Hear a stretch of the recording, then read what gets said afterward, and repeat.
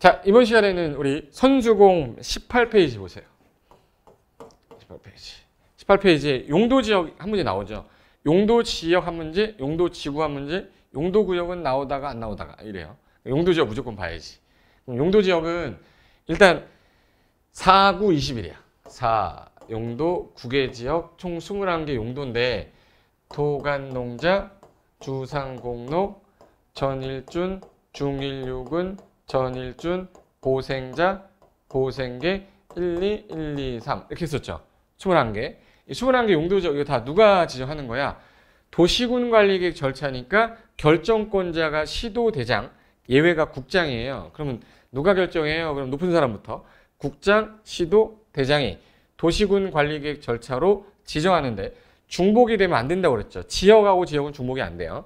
그래서 여기 용도지역 지정 변경은 국장, 시도, 대장이 무슨 계획으로? 도시군관리계획으로 결정한다. 이게 원칙이에요. 근데 요거를 결정 절차를 거치지 않고도 지정된 거로 보는 특례, 그리고 결정고시 된 것으로 보는 특례, 이렇게 해서 나눠진다라는 것까지 기억하시면 되고, 그 다음에 용도지역을 다시 세부 용도로 나누겠다? 그럼 이것도 또 세분하는 거죠. 이것도 도시군관리계획으로 결정해야 됩니다. 그리고 용도지역이 지정되고 나면 건축물 그 밖에 용도 뭐 해라, 종류 뭐 해라, 규모 요 제한은 대통령령, 즉 국토계획법 시행령으로 하는 거예요. 국토계획법 시행령으로 하는 건데 이거 건축법령에 따른다 이러면 안 돼요. 건축 제한이 건축법에 있는 게 아니라 주거지역 중에 일종 전용 주거지역에서는 단독주택은 되는데 공동주택은 안 된다. 이거는 국토계획법 시행령에 있는 거예요. 건축법령에서 규제하는 게 아니에요.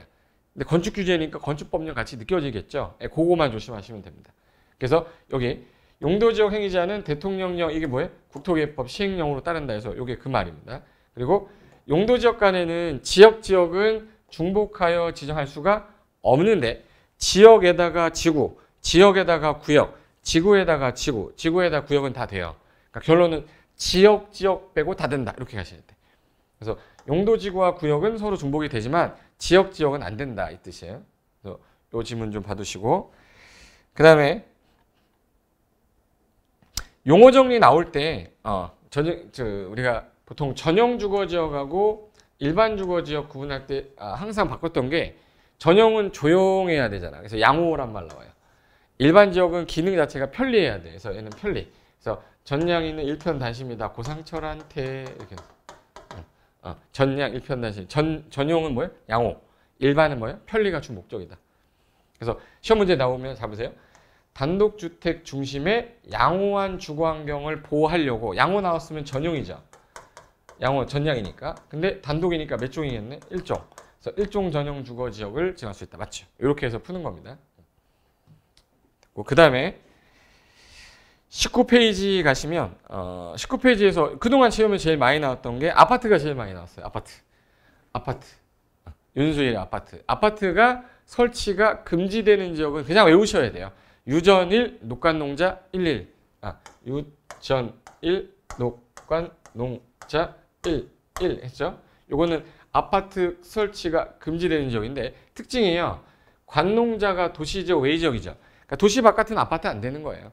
그런데 그중에 계획관리가 지구단위계획구역을 묶이면 그때는 허용이 가능합니다. 그래서 건설회사 입장에서는 맨날 계획관리 찾아다니는 거예요. 그래서 이거 머릿속에 좀 제일 많이 나왔던 게 아파트였기 때문에 한번 확인만 하고 가고요. 그 다음에 특례 규정인데 자 특례 규정 중에서 요거 하나 볼게요. 원래는 우리 용도지역을 지정하다 보면은 도시지역을 세분해야 되고 관리지역 세분해야 되는데 이게 용도가 세분이 안 됐어. 그러면 도시지역에서 미세분됐을 때는 규제를 제일 센 거를 해야 되기 때문에 도시지역에서는 무슨 녹지가 제일 세죠? 보존녹지. 관리지역에서는 무슨 관리? 보존관리. 그래서 세분이 안 됐을 경우에는 해당 지역의 가장 강한 지역의 행위제한을 적용한다. 이렇게 기억해 두세요. 그거 하나 기억하시고 그래서 뭐 찾으라고 했죠? 보존자 찾으시면 된다. 됐고 그 다음에 우리가 원래 용도 지역이 지정이 딱 되면 여기는 규제가 국토계획법 뭘로 한댔죠? 시행령. 국토계획법 시행령으로 규제하는데 특이한 것들이 지정됐을 때는 이 개별법을 따르는 게 있어요. 그 따르는 것 중에서 우리나라는 농공단지 지정이 딱 됐다. 그럼 다른 거 다 필요 없고 산개법, 뭔 법이요? 산, 개, 법 이거 따릅니다. 그리고 이게 농림지역이야. 농림지역 나오면 농노로농루 농산초, 농노로농루 농산초. 자, 보존산지죠. 그러면 보존산지는 무슨 법? 산지관리법. 만약에 초지 지정됐어요? 그럼 초지법. 농업진흥지역 지정됐다 그러면 뭐예요? 농지법. 근데 중요한 게 어느 지역 중이란 말이 있어야 돼요. 농림지역 중이란 말이 꼭 있어야 된다.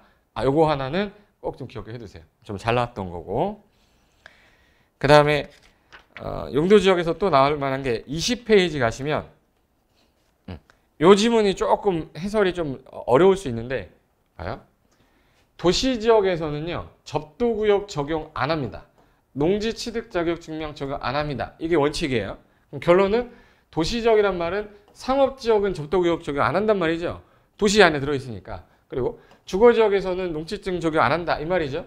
그런데 농림지역에서는 농지증 적용됩니다. 되지 않는다는 틀린 말이 되는 거예요. 어느 지역에서라고 그랬어요? 도시지역에서만 적용 안 한다. 요거를 하나 기억하시면 용도지역에서는 중요한 내용은 조금 끝났다고 보시면 되고, 그 다음에 이제 용도지구에서 좀 필요한 것들 한번 보도록 하겠습니다. 자, 수고하셨고 다음 시간에 뵙겠습니다.